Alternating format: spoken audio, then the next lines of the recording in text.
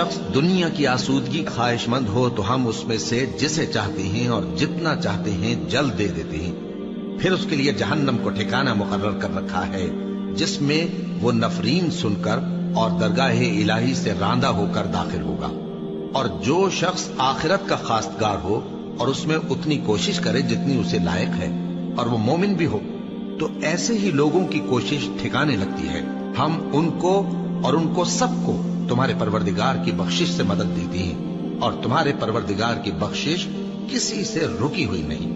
دیکھو ہم نے کس طرح بعض کو بعض پر فضیلت بخشی ہے اور آخرت درجوں میں دنیا سے بہت برتر اور برتری میں کہیں بڑھ کر ہے.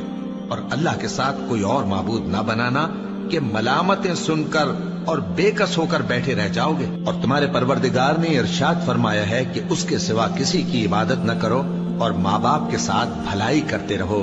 اگر ان میں سے ایک یا دونوں تمہارے سامنے بڑھاپے کو پہنچ جائیں تو ان کو اف تک نہ کہنا اور نہ انہیں جھڑکنا اور ان سے بات ادب کے ساتھ کرنا اور عجز و نیاز سے ان کے آگے جھکے رہو اور ان کے حق میں دعا کرو کہ اے پروردگار جیسا انہوں نے مجھے بچپن میں شفقت سے پرورش کیا ہے تو بھی ان کے حال پر رحمت فرما. جو کچھ تمہارے دلوں میں ہے تمہارا پروردگار اس سے بخوبی واقف ہے.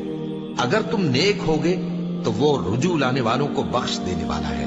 اور رشتہ داروں اور محتاجوں اور مسافروں کو ان کا حق ادا کرو اور فضول خرچی سے مال نہ اڑاؤ کہ فضول خرچی کرنے والے تو شیطان کے بھائی ہیں اور شیطان اپنے پروردگار کی نعمتوں کا کفران کرنے والا یعنی ناشکرا ہے. اور اگر تم اپنے پروردگار کی رحمت یعنی فراخ دستی کے انتظار میں جس کی تمہیں امید ہو ان مستحقین کی طرف توجہ نہ کر سکو تو ان سے نرمی سے بات کہہ دیا کرو. اور اپنے ہاتھ کو نہ تو گردن سے بندھا ہوا یعنی بہت تنگ کر لو کہ کسی کو کچھ دو ہی نہیں اور نہ بالکل کھول ہی دو کہ سبھی کچھ دے ڈالو اور انجام یہ ہو کہ ملامت زدہ اور حسرت زدہ ہو کر بیٹھ جاؤ. بے شک تمہارا پروردگار جس کی روزی چاہتا ہے فراخ کر دیتا ہے اور جس کی روزی چاہتا ہے تنگ کر دیتا ہے. وہ اپنے بندوں سے خبردار ہے اور ان کو دیکھ رہا ہے.